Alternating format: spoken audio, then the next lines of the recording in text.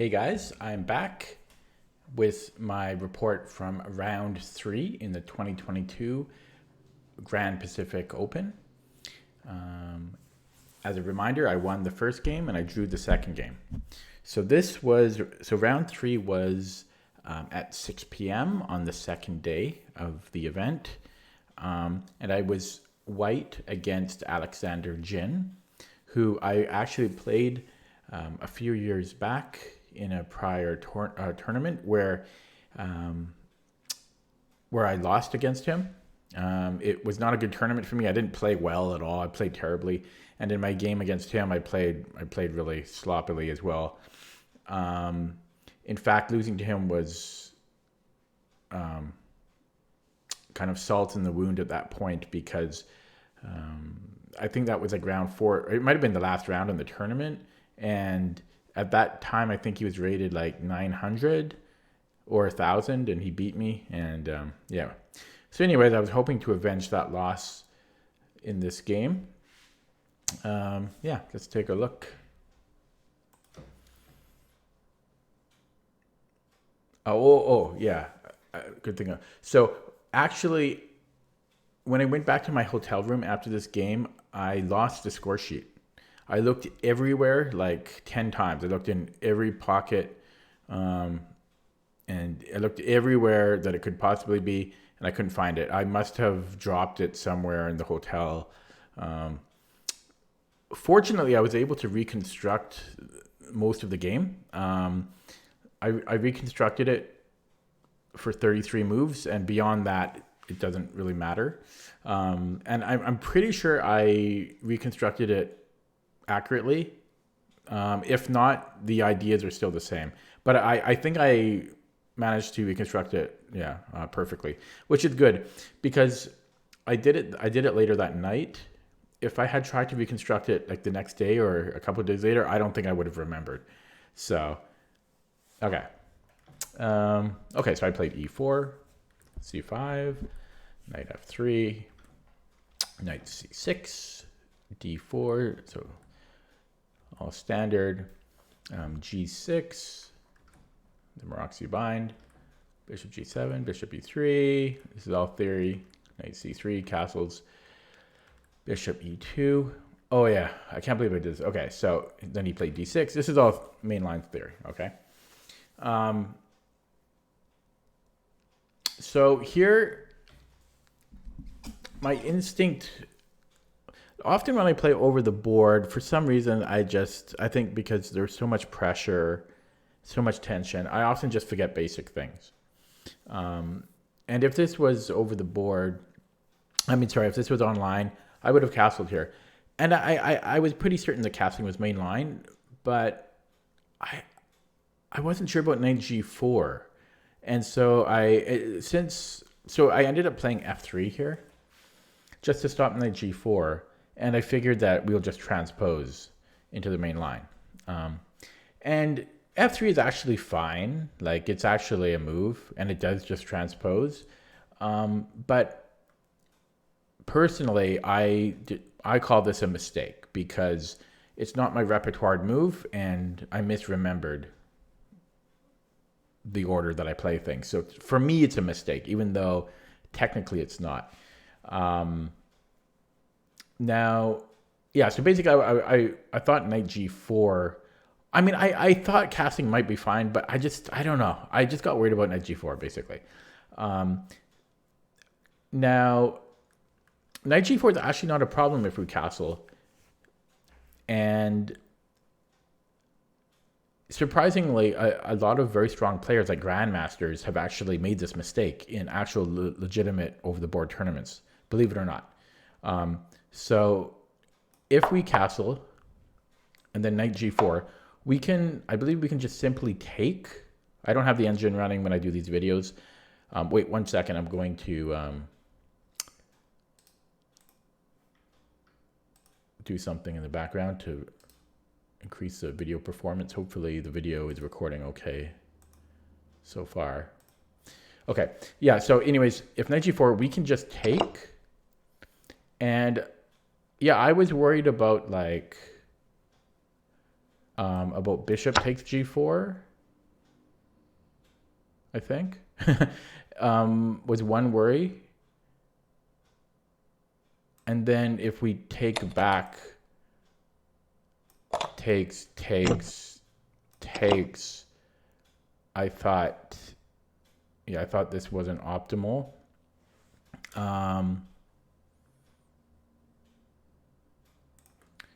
Give me 1 second. I actually am going to refer to the engine just to double check something.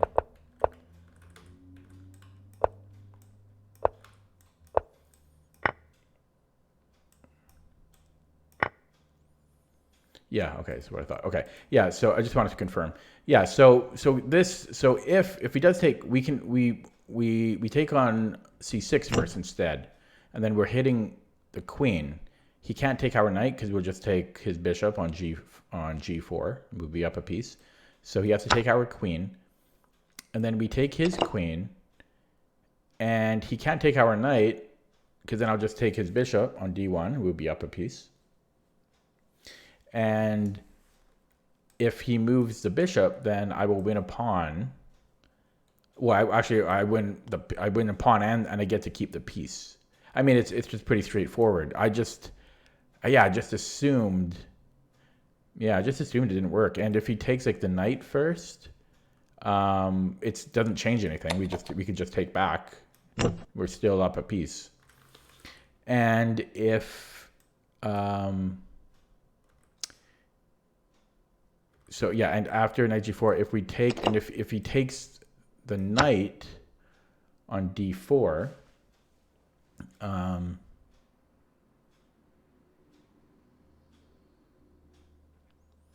think we take on c8. Let me double check. I'm going to double check with the engine. Whoops. Yeah, we just take on c8. And his knight is still under attack. I mean, it's basic, but I often get confused with these types of tactics. Yeah, so basically, that's not a problem, okay? Sorry if that was overly simplified and I made it more difficult than it needed to be, but basically, knight g4 doesn't work. We can just take tonight. But yeah, for whatever reason, I played f3. I was just really cautious. I mean, I was having a good tournament thus far, right? 1.5 out of 2. And I just wanted to be safe. So I played f3, which again is technically fine, but okay. Anyways, long story. Let's get on with it. So I played f3, played a6, which I think it's not, well, f3 is also not super common here, but a6, I think it wasn't theory. But it's still a thematical move in this opening, stopping infiltration of the b5 square. I castled. So yeah, so here, like, we're not in theory. This is kind of some weird sideline because of my f3 and a6 moves. Then he played queen b6, and this made me very nervous, and I thought for a long time here, and then I started to really regret my f3 move. I thought this might have, I might have blundered here because he's hitting b2. Let me do my arrows here. He's hitting b2, and he's threatening to move the knight on f6. I'm so bad at using chess-based circles. To move this knight, maybe take my pawn or something, and then he's attacking d4 3 times, right? So. And then I can't, basically, and then my bishop is on pre as well. So yeah, this made me really nervous, and I thought for a really long time here. I gave a lot of consideration to knight f5, which later on I looked at with the engine, and the engine says it is totally fine. So I did a lot of calculating here. Knight f5, queen takes b2, and then stuff like knight a4 and so on. But then after knight a4, I think there was, first of all, there's queen a3, and I think he survives. But there's also queen e5. So after knight f5, queen takes b2, knight a4, queen e5, I wasn't sure about that. We're basically down. Well, we're down a pawn, and I wasn't sure. That didn't look good to me. So, whoops. Sorry, it's hard to use chess space. So, yeah. So I went with knight a4 after a long think. Queen d8, queen d2, bishop d7. And then I went back knight c3. And then, hilariously, we actually transposed back to a very common tabia in the position. So we actually, now we're back into like a main line. Even though we went a fair, we did a bit of a deviation there with a bunch of unusual moves, we're back into a very common position. Rook c8, rook a c1. This is all thematic of the opening. Knight e5, b3, simply defending c4 and putting all of our pawns on light squares. Sorry, I got a hair in my mouth from my dog. Okay, and then he played a really weird move. He played h5. He thought for a little while before playing it. So what this told me was that. So before this, I thought he might not really know how to play the accelerated dragon or Maroczy bind variation anyways. And when he played h5, that cemented that fact, in my opinion. I thought, okay, he doesn't know what he's doing, because that's not, I've never seen that as an idea in this, in this opening. Yeah, I just completely ignored it. I've never seen it before, and I don't see how he's going to attack me here. I mean, I'm very well protected. Yeah, so I just ignored it as if he gave me a free move, basically. Played rook fd1. King h7, another kind of weird move, but it kind of goes in line with h5. He's kind of preparing the g file for his rook. And to me, h5 is more weird than king h7, but... So what do you do now as white? Well, one of the things in this opening, in this pawn structure, in the Maroczy bind accelerated dragon, is, well, one of the ideas is for black to have a minority attack on the queen side. So I wanted to stop that, so I played a4, stopping b5, or at least nullifying it. So just getting a bit more room. That's what the Maroczy bind is about. It's getting about space. He played knight c6. And I played knight d5, which my opponent thought about for a long time. Now, the computer prefers, instead of knight d5, the computer prefers to trade. It wants me to trade on c6 and then just keep rolling these pawns. Basically like b4, and just, it wants me to keep rolling down the queen side. So something like, I don't know, it doesn't matter how he takes, and I think even just b4 right away, it wants to just keep rolling immediately. My move is playable, but yeah, the computer prefers to take. Yeah, he took on d5. So here I could have taken with either pawn, and I did think about it. There's a book by, I think his name is Grandmaster Mauricio Flores, I think it's something like that, called Chess Structures. And he has a whole chapter of this pawn structure. And sometimes you take with the C pawn, sometimes you take with the E pawn, and there's different criteria for doing so. And I actually completely forget what they are, completely. So I really thought about how I wanted to recapture. Ultimately, I went with the much better choice, which was C takes. There are, like, it was worth thinking about taking with the E pawn, because then I get I get this majority on the queen side, which could give me a pass pawn in an endgame. But I like the fact of having my C file open, because I thought I have more attacking chances, and maybe I can do stuff on C7 later type of deal. So. Now, then he played knight b8. Now, it's possible, as I said before, it's possible I misremembered this game, but I think it's correct. So this was a blunder, knight b8. This was kind of a critical shift in the game. But I do think I created it. I'm pretty sure I created this correctly. I wish I didn't lose my score sheet, but so instead, I don't know, probably anywhere else. Well, I guess he only has. I mean, A7 is probably no good, but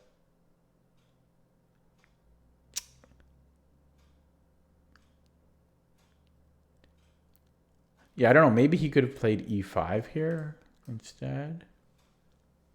No, I guess he can't, right? Well, I don't know. Can he? I'm not sure about that. But anyways, yeah, this was classified as a blunder by the engine. So I took on C8, which was the best move. Bishop takes, and A5.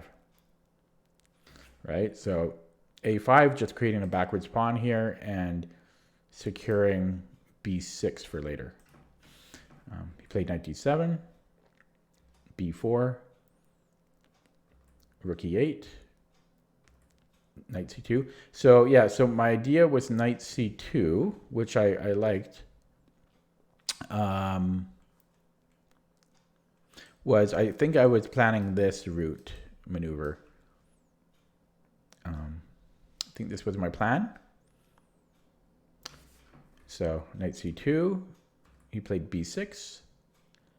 Yeah, so as soon as he played B6, no longer is this really a plan. It's too slow now.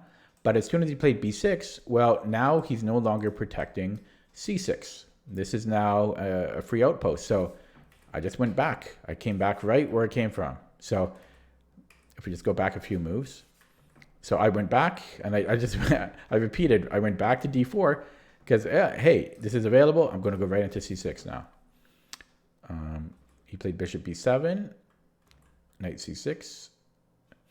He played queen E8. And he can't take because I'll just recapture and then he has to move the knight and then I'll take on B6.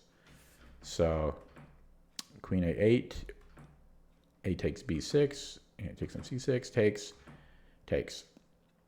Rook C1, queen A8, rook C7. And then my opponent thought forever here, like a very, very long time. I've got this. Oh no, I don't have the score sheet. I think he spent like 12 minutes or longer on this move. I think he was coming to the realization that he's losing here. So I thought the most trying, like I was a little bit worried about rook D8. I thought he would probably play rook D8, and if I push B7, he just goes to, if I push B7, he just goes to B8, and I guess I could then take on A6. I mean, it's still fantastic for me, but I thought this would have required me to think the most. But after a very long think, yeah, he took on B6. I took queen B8, bishop A5, which is the best move according to the engine. But I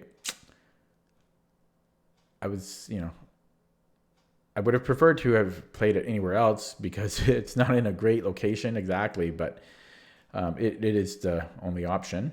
Queen A8, queen C2, bishop D4 check, king F1, and then from here I forgot the remaining moves in the game, but I ended up winning. Yeah, I mean, basically, I think we traded queens pretty early, like within the next move or two. We traded queens, and then I forced. Then I think we traded rooks as well, and then yeah, he didn't resign, and he actually had me mate him on the board. And honestly, I was like, I probably shouldn't say this, but I was this close. Like I was seriously considering getting six bishops, or six bishops on the board. And I was planning to like go one by one to the different chessboards around me and get the spare bishops to kind of troll him, because he should have resigned, I felt, because I mean, I mean, he's a good enough player where he shouldn't try to play to a mate. So I was considering doing that because I felt a bit disrespected that he wasn't resigning. Because it was like I was overwhelmingly winning. Like it's not like, and I'm not going to stalemate him. But in the end, I didn't. I just mated him as fast as I could. I tried to set a good example for the younger players, and it's a good thing I didn't do that, because if I wasn't able to reconstruct this game, then I might be able to, I could have approached him and asked him to borrow his score sheet the next day. Whereas if I had trolled him getting 6 bishops, he might not agree to that. But anyways, yeah. So I won. I won round 3 here, and I was feeling good. I mean, I was having a good start to the tournament. Yeah. So at the end of round 3, my score was 2.5 out of 3, and I was slowly making my way up the boards to board number 1. I wasn't at board number 1, but I was slowly getting up there. Yeah, that's it for round 3. I will be back soon with my report from round 4. Thank you.